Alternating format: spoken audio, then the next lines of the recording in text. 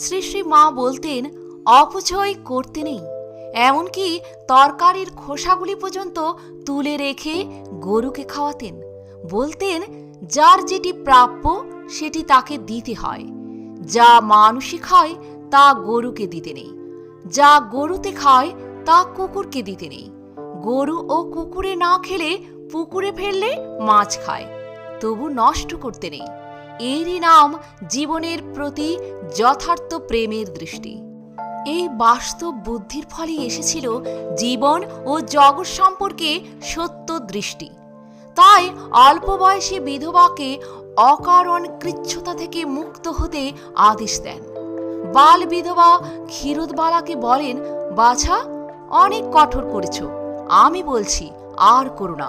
দেহটাকে একেবারে কাট করে ফেলেছ, দেহ নষ্ট হলে কি নিয়ে ভজন করবে মা? বাল বিধবা সবাসনা দেবীকে নিরঙ্ক উপবাসে উন্মুখ রেখে মা বলেছিলেন, আত্মাকে কষ্ট দিয়ে কি হবে?